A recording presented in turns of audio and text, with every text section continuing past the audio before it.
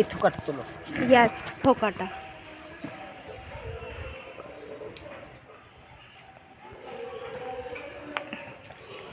Hello everyone, this is Papi and welcome to my channel and another new mini vlog. So আজকে না আমি বাড়িতেই রয়েছি। এই ওয়েদার ফ্লাকচুয়েশনের কারণে শরীরটা খুব একটা ভালো নেই, তাই ভাবলাম আজকে আমি একটা অন্যরকম ব্লগ তোমাদের সাথে শেয়ার করি।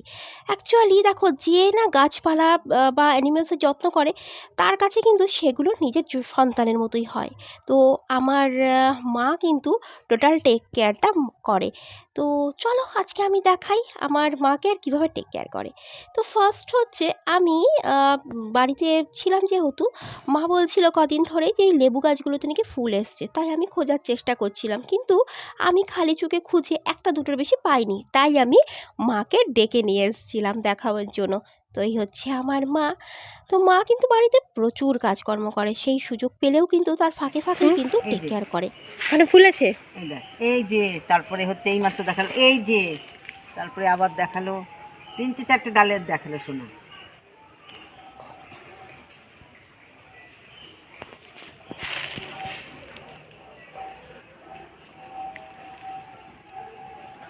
অনেক ফুল ফুটেছে।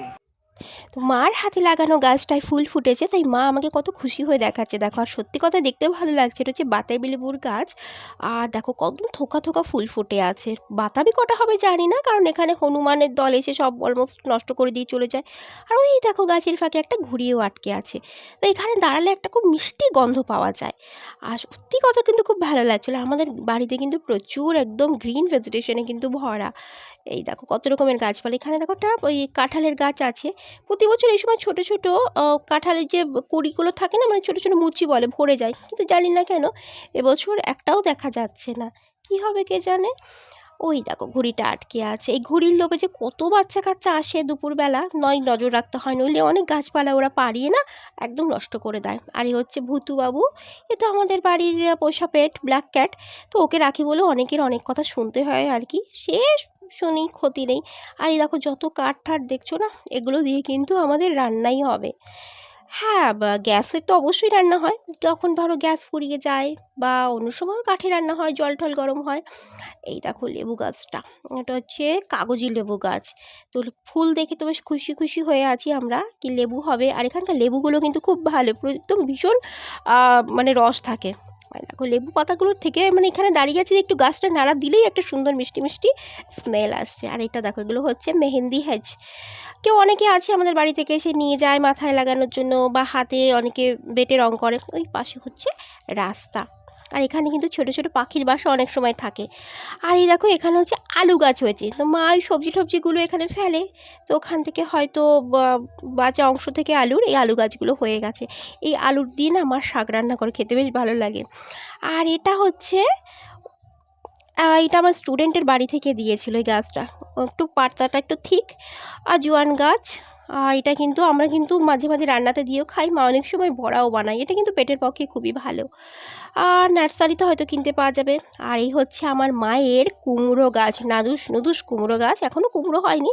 এই দেখো, অনেকে দেখতে পেলেই হয়তো চেয়ে বসে মায়ের কাছে, মা এমনিও দেয় অনেককে, বাট অনেকের আছে স্বভাব চেয়ে বসে। আর এটা হচ্ছে মিলি গাছ, কাটা কাটা গাছ। এই সময়টাতেই ফুলটা হয়, মিলির ফুলটা না আমার দেখতে খুব ভালো লাগে। এই দেখো দেয়ালের কাছে রাখা রয়েছে মিলি গাছটা, এটা সুযোগ পেলে আমি কখনো জল দিই। এটা হচ্ছে রাম তুলসীর গাছ একটা হয়ে রয়েছে।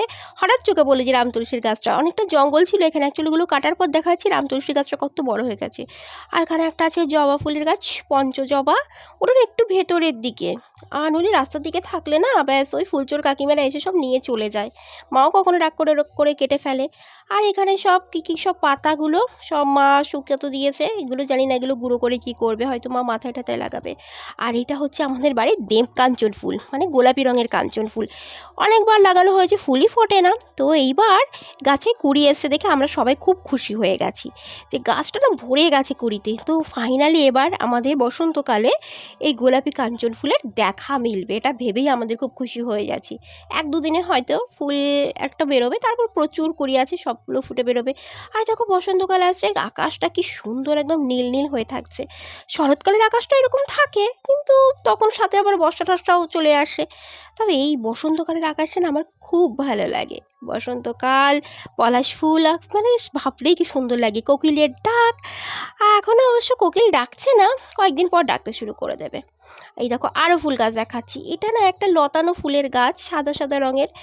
আর এই হলুদ ফুলটা, এটার নাম জানি না, এটা প্রচুর ফুটে থাকে। এখন হয়তো সিজনটা শেষ হয়ে আসছে, শীতও শেষ হয়ে গেছে, এখন কমই ফুটে আছে। তাও দেখো যে কটা আছে তোমাদেরকে দেখাচ্ছি। এটার কোনো স্মেল হয় না, আর গাছেও কাটা হয় না, কিন্তু ফুলগুলো দেখতে অনেক সুন্দর হয়, আর ফুলগুলো ফুটলে না অনেক দিন থাকে। আর এই দেখো এটা না প্রচুর আগে হয়েছিল, আমাদের এখানে পুরো বাগান হয়েছিল, কিন্তু মাঝে কাটতে গিয়ে সব গাছ কেটে গেছে, একটাই কোনো রকম বেঁচে আছে। আর এই গাছের পাতা কিন্তু আমার মা বেটে মাথায়ও দেয়, এটা কিন্তু ভীষণ ভালো এই গাছের পাতাগুলো।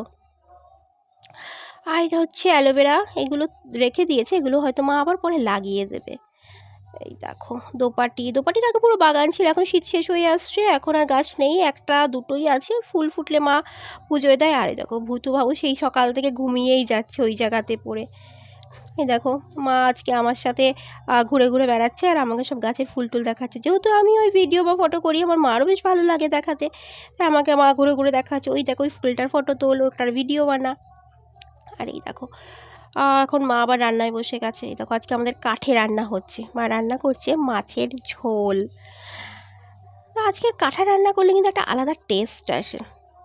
তো আমাদের দুরকমই রান্না হয়, তো আজকে মা এখানে রান্না করছে, বেসিক্যালি দিনের বেলা, রাত্রিবেলা তো আর হয় না। আর এই দেখো আমার মায়ের কত লম্বা চুল, মানে কথা আছে না, যে রান্না করে সে চুলও বাঁধে। আর তো দেখো মা দুটো কাজই পারে, একদম সমান পারদর্শী। আর ওই যে গাছের পাতাগুলো দেখিয়েছিলাম তোমাদেরকে, এই দেখো ওগুলো সব বেটে নিয়ে একটা পেস্ট করে মা মাথা চুলে লাগাচ্ছে। মা কিন্তু কোনো আর্টিফিশিয়াল কোনো কিছু ইউজ করে না, ঘরের যেগুলো হার্বাল থাকে তাই ইউজ করে। তা দেখো মায়ের চুল কত লম্বা, ঘন, সুন্দর, অন্তপক্ষে আমার থেকে তো অনেক ভালো, আর আমি তো চুল কেটেই ফেলি। তো যাই হোক, ব্লগটা ভালো লেগে থাকলে কিন্তু একটা লাইক কমেন্ট করো, নতুন হলে কিন্তু চ্যানেলটাকে সাবস্ক্রাইব করে পাশে থেকো। আর আজকে একটা অন্য রকমের ব্লগ শেয়ার করলাম, কেমন লাগছে অবশ্যই কিন্তু তোমরা জানিও।